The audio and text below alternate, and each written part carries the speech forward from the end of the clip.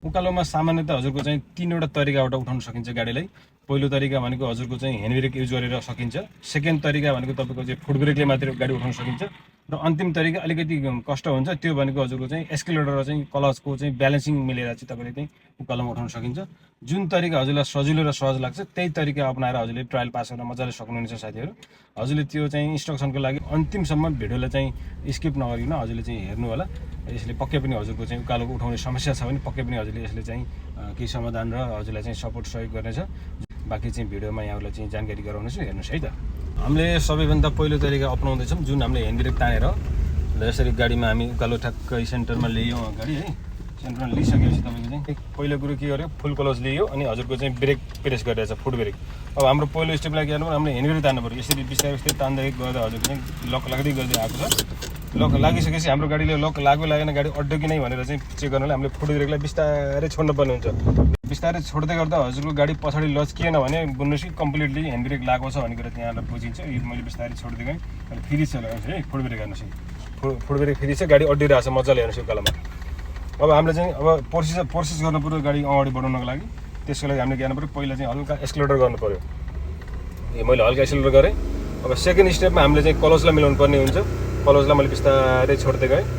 तबसम्म छोड्दै जानुहोस् जबसम्म गाडीले साउन्ड चेन्ज गर्दैन। साउन्ड चेन्ज गर्छ अनि तपाईँको चाहिँ गाडीले लचक्क गरेर उठे जस्तो गर्छ, अगाडि ताने जस्तो गर्छ। त्यसपछि हजुरले चाहिँ त्यो क्लचलाई त्यहीँ रोकाउनुहोस्। मेरो गाडीले साउन्ड चेन्ज गरेर टल्ली। अब मैले चाहिँ अब हिँड्नको लागि म रेडी छु भन्ने कुरा हो। अब त्यसको लागि के गर्नु पऱ्यो भन्दा फेरि एक स्टेप हामीले चाहिँ हल्का एक्सलेटर गर्नु पऱ्यो। हल्का एक्सलेटर गरिसकेपछि गाडी चाहिँ हिँड्नलाई तयारी छ। अब हामीले के गर्नु पऱ्यो, ह्यान्ड ब्रेकलाई झार्नु पऱ्यो बिस्तारै स्लो मोसनले। माथि लैयो, माथि लगेपछि यो बटन लुज हुन्छ, लुज भएपछि झार्न मिल्दैन। बिस्तारै गाडी गयो लानुहोस् है। गाडी गाडी यसरी हाम्रो चाहिँ उकालोमा निक्लियो। यो सबैभन्दा सजिलो तरिका है ट्रायलको लागि भनेर गाडी आयो। अब हाम्रो सेकेन्ड तरिकाबाट हजुरलाई चाहिँ उकालो उठाउन सिकाउनेछु म। हजुर हेर्नुहोस्, रोकिसकेपछि अब हामीले चाहिँ सेकेन्ड तरिका भने हाम्रो फुट ब्रेकले मात्रै हुन्छ। जुन मैले चाहिँ फुट ब्रेक र पुरै क्लच दबाएको छु। मैले हेर्नुहोस् ह्यान्ड ब्रेक हजुरले देख्न सक्नुहुन्छ, ह्यान्ड ब्रेक तलै छ। मैले ह्यान्ड ब्रेक छोएको छैन।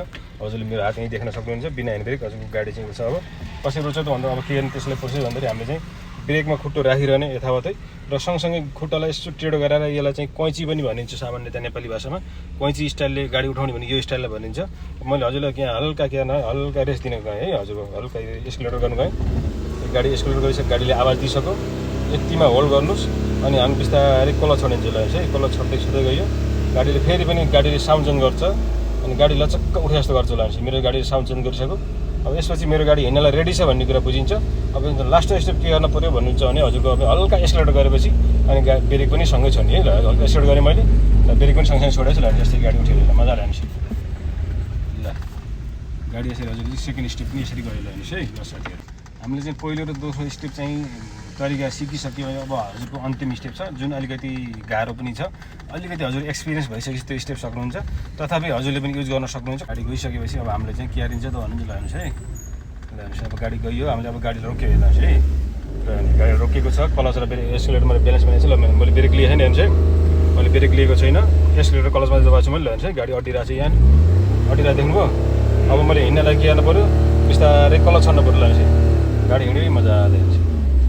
हेर्न सक्नुहुन्छ है साथीहरू, यो चाहिँ अलिकति गाह्रो छ तर पक्कै पनि चाहिँ गाह्रो केही पनि छैन। हजुरले चाहिँ कोसिस र प्रयास गर्नुभयो भने है त। र साथीहरू, हजुरलाई कस्तो लाग्यो चाहिँ तीनवटा तरिका उकालो उठाउने? चाहिँ भिडियोलाई हेरिसकेपछि लाइक, कमेन्ट, फलो, सेयर गर्न चाहिँ नबिर्सनु होला है त।